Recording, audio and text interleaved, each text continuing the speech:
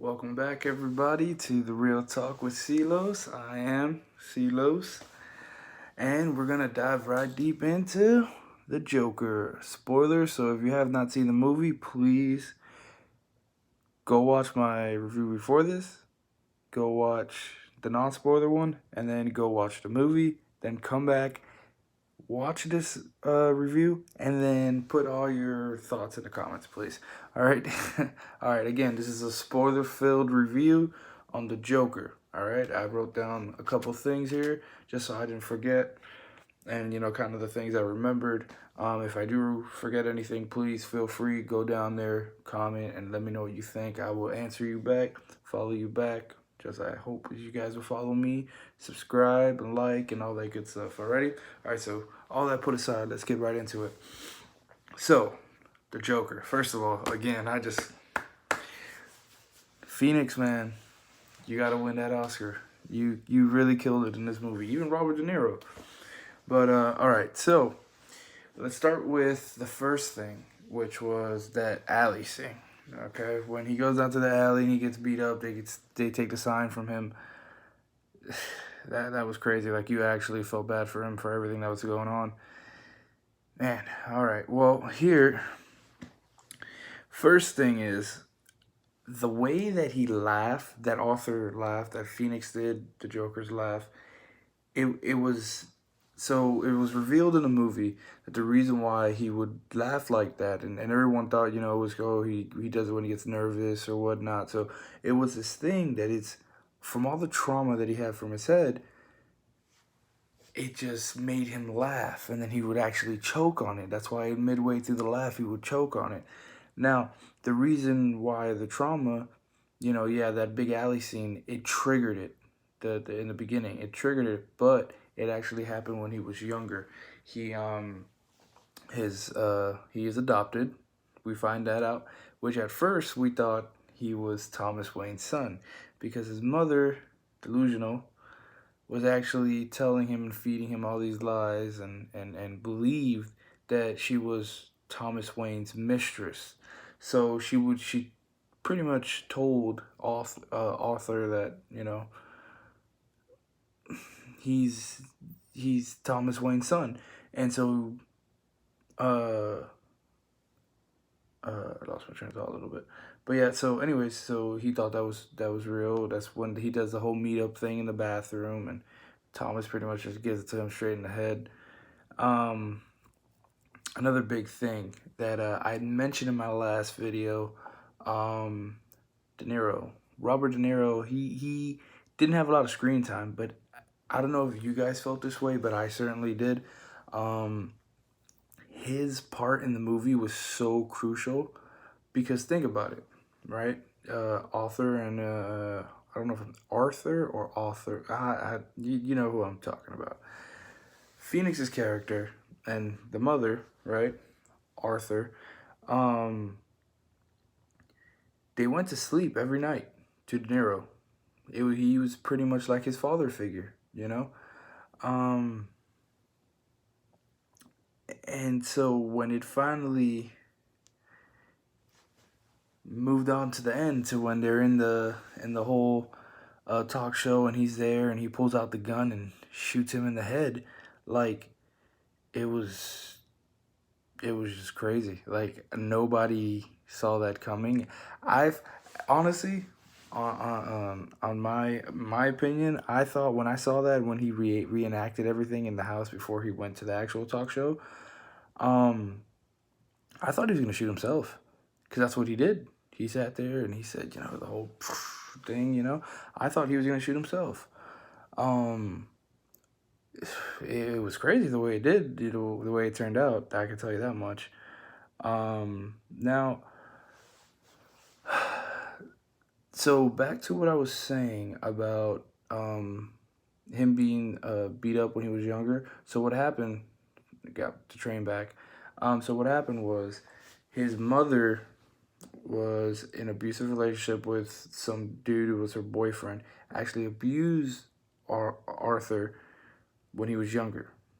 Abused the hell out of him to the point to where when police came, he was found locked up and I believe it was to a fan or to something like that. He was handcuffed to something as a little boy, and yeah. So the mom is actually delusional herself. She has some mental issues, and that's why she used to be a maid.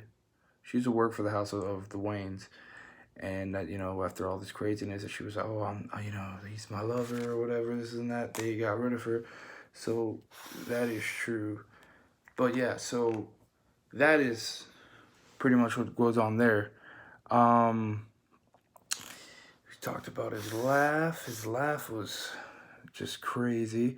Okay, so now I'm not condoning this at all,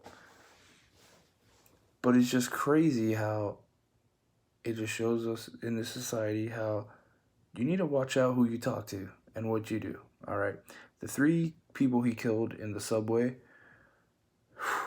man, like it was tough because you could tell the whole laughing thing. You're at this point we think that he laughs out of nervousness, and a part of me still think that's what it is. Whenever he's in an uncomfortable situation, he starts to laugh, and he can't control it.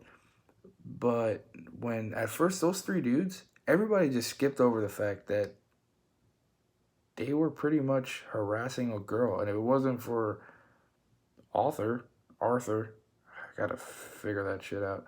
But Arthur, if it wasn't for him, like they probably would have done something bad to her, and she left, and yeah, that's what happened. He got made fun of, got beat up, and took out a gun. At the end of the day, though, at that situation, as crazy as it was, again, I'm not condoning this at all. At that situation, though, he was defending himself. So if he would have went somewhere and told somebody something, he was defending himself. But I'm not even trying to get too deep into that. But that's just, to me, that was just crazy because that's where it all started. Right after that's when the whole screws got loose, and he had that bathroom scene when he got there and he started dancing. Man, honestly, everything in my heart is telling me, I know he doesn't do sequels. I know he doesn't do franchises. He doesn't do none of that. But Phoenix, man, if you can come back, and I don't even want it to connect to Patterson's new Batman that's coming out. I kind of want their own thing. I want it to continue. I want more, but I was already satisfied. The riots in the street. Now that's a big one where I don't know if when that car accident scene happens in the end, and I'm sorry, I know I'm jumping around a lot. I'm just trying to, like I said, I'm trying to go off my memory.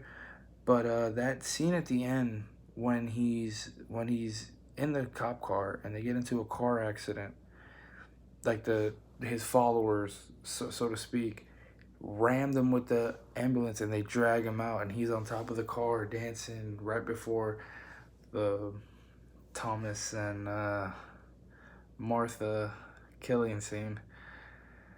Yeah, that was, I kind of jumped out of my seat. I was like, oh my god, they're gonna do it right here. But I think that part when he's on top of the car and all these people are worshiping him and all that stuff, I can't tell if that was in his mind or if that was real, if that really happened. And he turned himself in, or the cops got him and brought him in. Reason why I say that is because earlier in the movie, so he meets this girl, or he meets this girl in the elevator that lives in his apartment with him, that he lives with his mother, taking care of his mother, and that girl, all of a sudden, like, when he's doing his stand-up and doing all, she shows up, and they get into like a relationship. And me personally, it didn't feel right, and I was like, nah, this can't really, like, really, she's really, I thought in my head, I was like, okay, so this is their version of his Harley. But no, what really happened was this dude imagined all of it. It was all fake. When he ended up finding out about all that, killed his mom. I don't know if it was before or after, but he ended up killing his mom, or his mom got it. It was still in the hospital at this point, and he gets back. He had a long day, and a long day. But yeah, he had a long day, and he gets back, and he opens up her apartment door, and he's just there in her apartment, sitting there, and we're all thinking like, oh, you know, whatever. She freaks out. She's like, "What are you doing here? Like, who are you?" You know, she goes, "You're that guy from down the hall." And then that's when everything clicks, and we're just like, the whole theater was like, "Oh my, like, that was all fake." You know, Todd Phillips, man, you got us big time on that, man. You know, another thing, back to the De Niro thing when he died in the talk show. It was crazy to me because he kept on reciting, the whole punchline thing. You know, he wanted to tell that joke. I thought he was gonna say the Killing Joke. You know, the joke about, you know, the two people walking to the bar or whatever it is.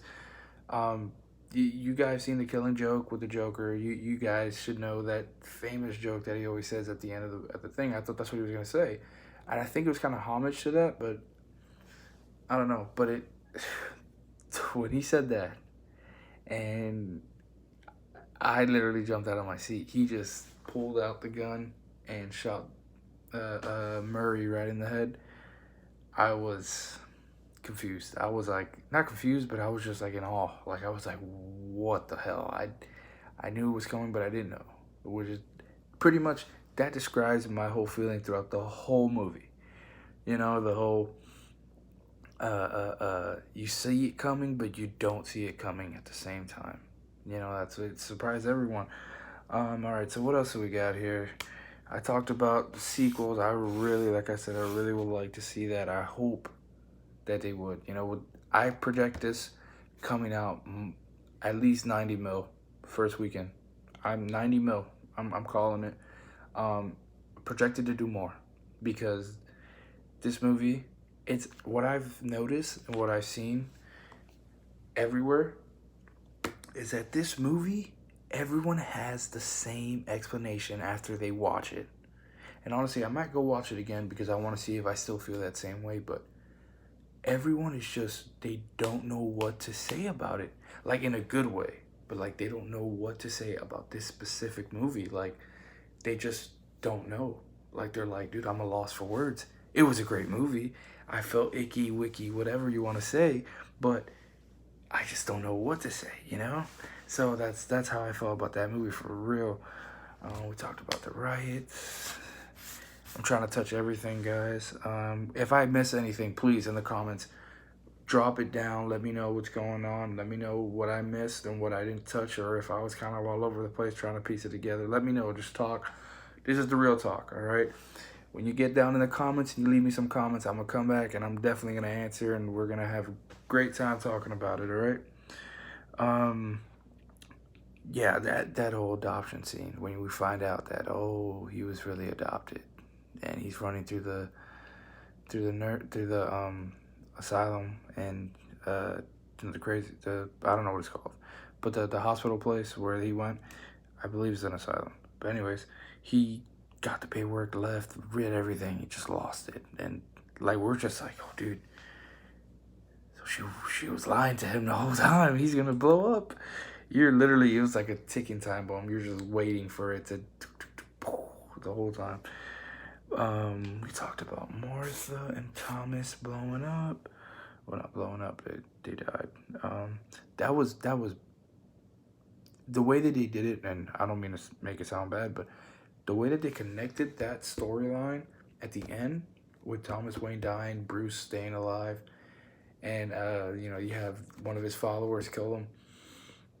You know, everybody's saying, oh, that was Joe Chill, you know, which is the person who kills Bruce Wayne's mother and father. That was beautifully done. And while it was happening, like, you felt it. You were like, oh my God, this is it. Like, this just solidified it and made it, you know, it was great. Like, it was nice to see. And that's why I wanted more. Like, I know Hakeem, he can't do this again. Like, it would mentally destroy him, you know. And who knows? He's a great actor. And I heard watched Collider Live, and I forgot her name. Shoot. Anyways, on Collider Live, it was mentioned that actors, they should be used to doing stuff like that. You know, like being able to turn it off and turn it on. And it's hard. I'm by no means am I saying that it's easy, but man, Hakeem, if you could come out here, Mr. Phoenix, and do this again, and somebody, you know, do your own version of Batman in that you know series, you know, make an older Joker or whatever, man. Like it would be great. It would be great. It would be fantastic, you know, or like since it's a kind of an Elseworld, I would kind of like it if it was like, you know, I didn't even think about this before, but since it's an Elseworld, it doesn't really have to be Bruce. Bruce can later on become the Batman, but you could kind of make it like a Jim Gordon thing, like tie in Jim Gordon in there, do something. I don't know, but that's for a whole nother video. Let's finish up with this one.